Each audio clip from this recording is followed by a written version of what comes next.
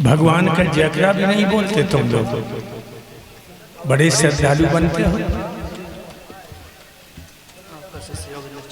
तू मेरा शिष्य कहाँ है? तू मेरा शिष्य झूठ बोलता है। तू बोलिए 10,000 रुपए लेके मैंने तुझे भेजा था, दोबारा आया तू? फोन भी किया तूने? फिर कथा लगी फोन करता। शिष्य मेरा, चल बैठ। हमारा शिष्य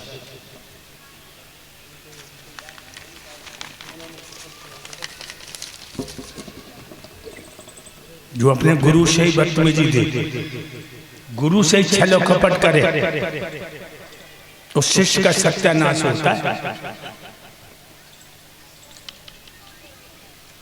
ये सब मतलबी हैं और एक शेर के नाम से हजारों हजरे पड़ रहे हैं, समझे? इनके अंदर गुरु भक्ति नहीं है, भगवान की भी भक्ति नहीं है, ये सब नोटों के गुलाम हैं। और ऐसे लोग समाज में कलंक।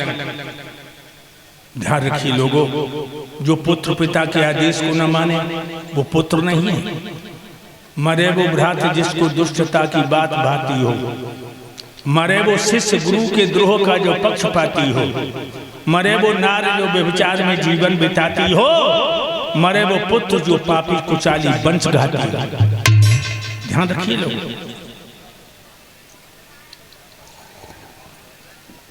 वहीं आ जाइए भ्राता जी प्रेमपाल सिंह जी,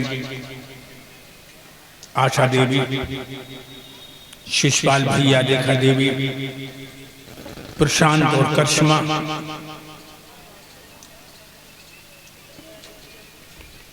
इन्होंने बड़े हर्षोल्लास के साथ आज अंतिम दिन का संकल्प पूर्ण किया है। लोगों, इन पुण्य आत्माओं ने हमारे संत भगवानों का भी बड़ा सम्मान किया। मेरे संत भगवान सब भोजन करके जाते हैं। वास्तव में बड़ी आनंद की कथा रही है। अभी आपने सुना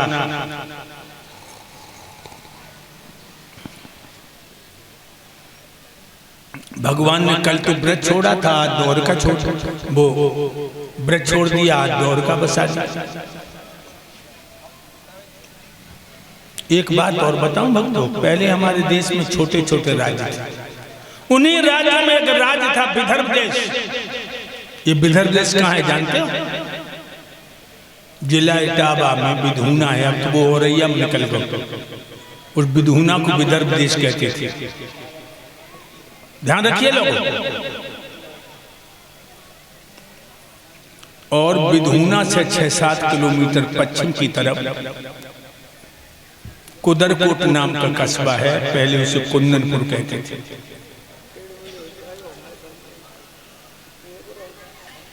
याद रखिए भाइयों, वह कुंदनपुर में राजा भीष्मक राज करते थे।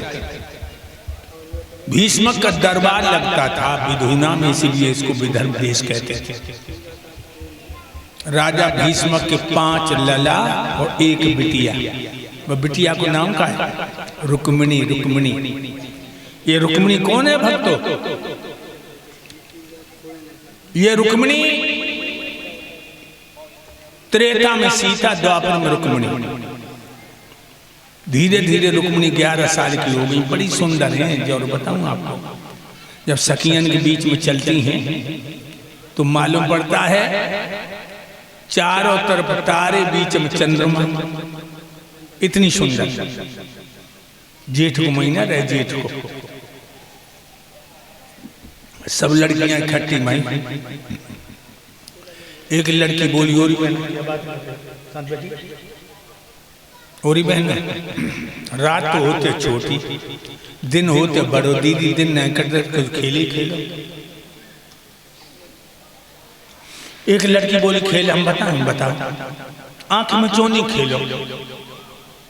मेरे भाइयों,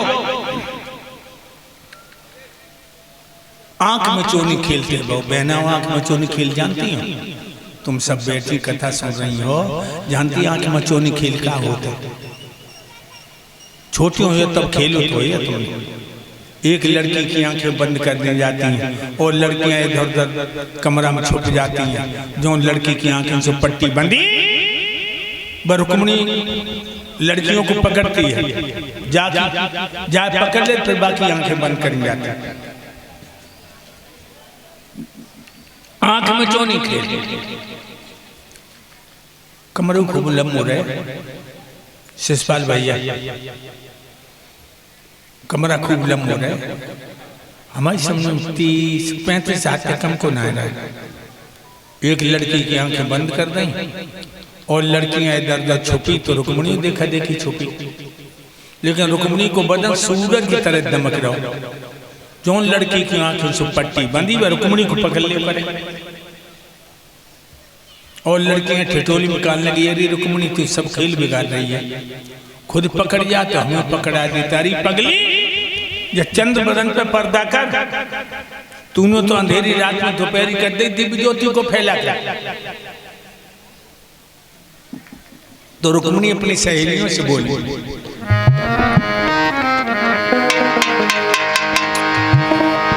ये तो हमने मानी बहना सुंदरता भरपूर है,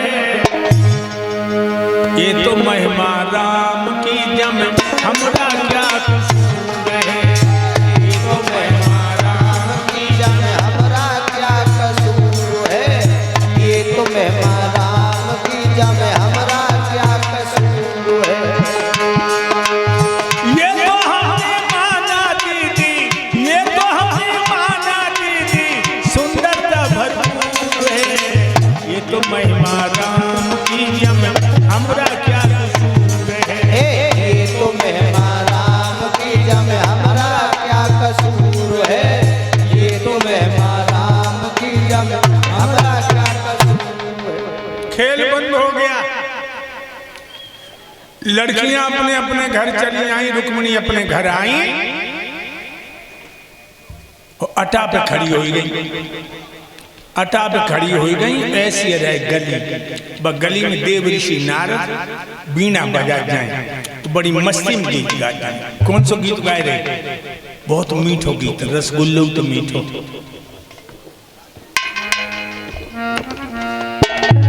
बैठ जाओ, बातें कम करो, आज आखिरी दिन है।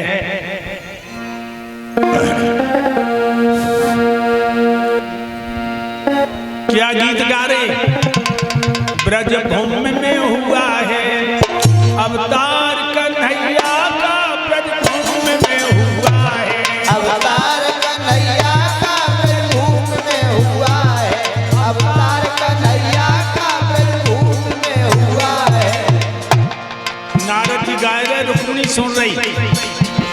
ब्रज भूमि में हुआ है अवतार कन्हैया का, सौभाग्य जिसने पाया, सौभाग्य जिसने पाया, दीदार कन्हैया का, सौभाग्य जिसने पाया, दीदार कन्हैया का, सौभाग्य जिसने पाया, दीदार कन्हैया का, सौभाग्य जिसने पाया। अहिर महिबालो, अहिर महिबालो, मेरी मानो या ना मानो, तन मन से हो गया है आधार कन्हैया का, तन मन से हो गया है। अवतार कन्हैया का, ब्रज भूमि में हुआ है अवतार कन्हैया का, ब्रज भूमि में हुआ है। मेरे भक्तों, जो ये गीत सुनो रुक्मिणी ने इशारा कर, वे बाबा हिया ना, वे बाबा हिया ना। देव ऋषि नारद सीढ़ियन चढ़ गए,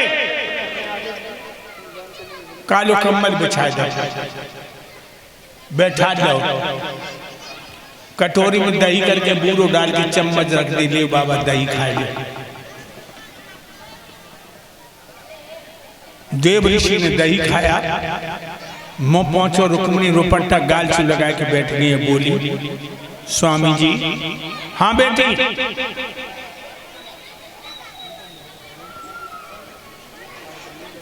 ए मोनी जी, क्या बात कर रही है? शांत बैठ जाओ।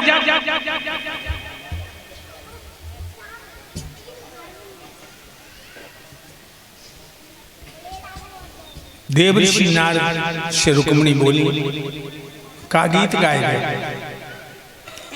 देवर्षि बोले, बेटी ब्रज में कन्हैया ने जन्म लिया,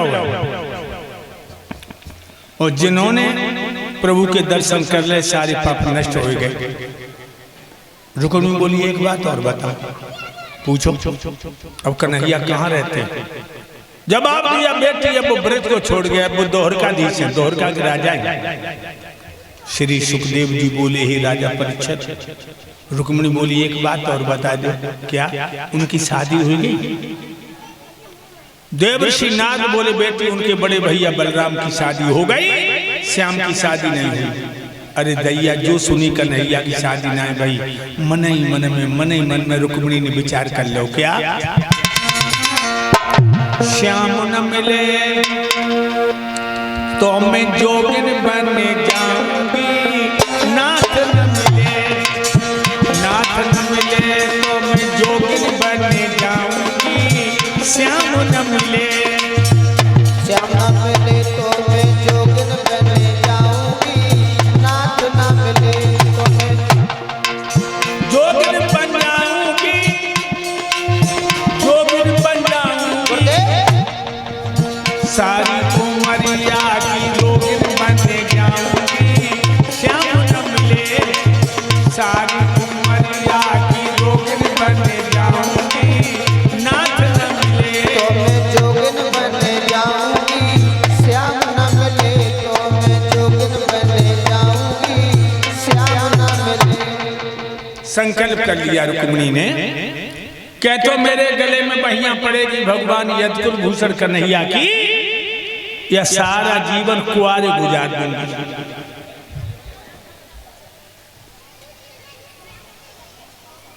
ये रुक्मिणी की मैया ने देखो कि बिटिया की चाल के इशारा कर रही है।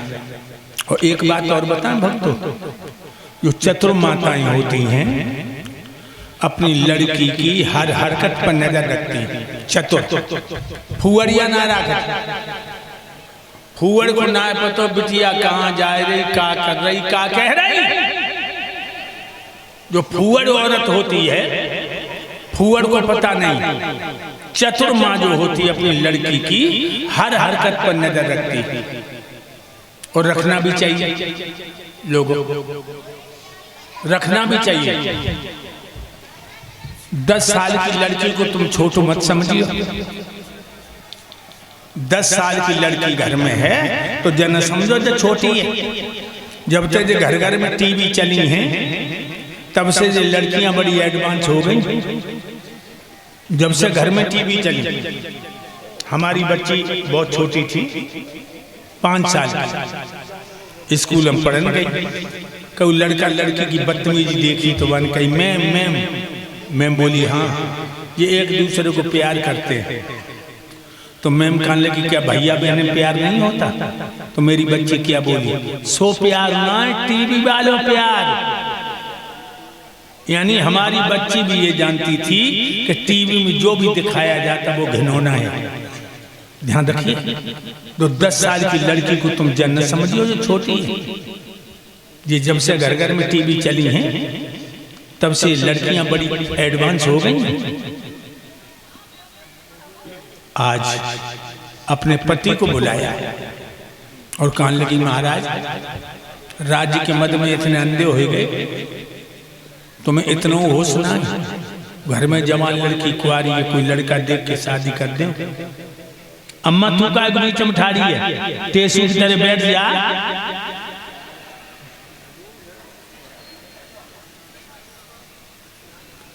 बैठ जा। कोई अच्छो लड़का दे के बिटिया के हाथ पीली कर दो, जमानो अच्छो नहीं। सो राजा भीष्म दरबार में आए। मंत्री, हाँ सरकार।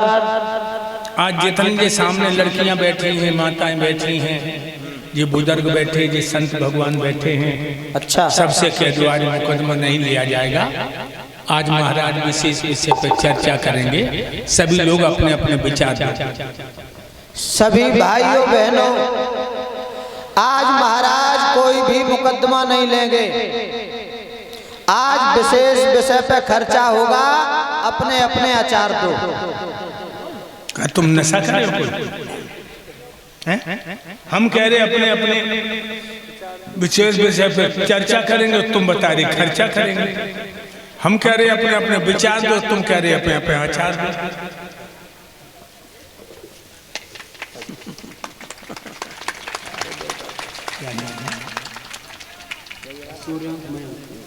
सूर्यांकमयी, ये हमारे गले में मुद्राओं का हाथ डालते भगवान ने बच्चों की बहुत बड़ी उम्र हो। भाइयों, मंत्री जी ने तो मैं कह भाई आज जो तो डिस्टर्ब चल रहे हैं, जो आज सांप अंगाई काटियो। मैं खुद ही कहूंगा, हमारी बेटी रुक्मिणी ब्याह के लायक हो गई। तुम लोगों को नजर में ऐसा लड़का हो जो मेरी बिटिया से गुण कर्म स्वभाव मिलते हो, तो बताइए, उस राजकुमार के लिए अपनी बेटी रुक्मिणी का टीका भेजूंगा अभी इसी वक्त। महाराज, एक लड़का हमारी नजर में है। बताओ बताओ, अगर आपको पसंद आ जाए तो। नहीं आ जाएगा, और लड़का है तो आ ही जाएगा। धर्मराज युधिष्ठिर बहुत अच्छा लड़का है। महाराजा युधिष्ठिर, हाँ, लड़का तो अच्छा बताया तुमने। अच्छा है, कोई दोष ही नहीं, लेकिन एक कमी है लड़का। क्या? उसकी रोजी और रोटी का ठिकाना नहीं। जब दुर्योधन अधिकार नहीं दे रहा तो हमारी बिटिया का दीवार चाट के रहेगी। लोगों उसे भी लड़की मत दे देना जिस लड़की का रोजी रोटी का ठिकाना ना हो। इसलिए वैसे धर्मराज में कोई कमी नहीं है, धर्मराज धर्म की मूर्ति। तो फिर महाराज एक लड़का और है नजर में, कौन? दुर्योधन के लिए कर दो। वो राजा है जो भैया अपने भैया के हक को अड़पना चाहता है। हाँ, पंडवा हाथ पे हाथ धर के नहीं बैठेंगे। कल उनके घर में धर्मार छिड़ेगी। 8 पैर की चिक में हमारी बेटी रुक्मिणी को चेत नहीं आएगा। इसलिए वह पापी दुर्योधन को तो अपनी बिटिया दूंगा ही नहीं। और कोई लड़का बताओ। एक लड़का और है हमारी नजर में महाराज। बताओ कौन है? श्रोणपुर नरेश बाणासुर। बाणासुर, हाँ, बाणासुर को बिटिया देने से पहले बिटिया को सल्फाजा गोली दे जाए तो ज्यादा अच्छा। क्यों? इतनी दारू पीता है, सुबह बोतल होठों से लगा के शाम को अलग करता है। कौआ कौन सी गंदी चीज है जो नहीं खा सकता, और सरप्पा कौन सा बुरा कर्म है जो नहीं कर सकता। गंदी से गंदी चीज कौआ खा लेगा, ये सचपाल। दारू, गंदी से गंदी चीज कौआ खा लेगा, और बुरे से बुरा कर्म दारूबाज सरप्पा कर देगा। दारूबाज को छोटा मोटा आदमी समझ रहे महाराज? दारू पीने वाला बड़ा आदमी होता है। शराब पीने वाला बड़ा आदमी। हाँ, और मुर्गा की टांग पेट में धर ले तो और बड़ो आदमी।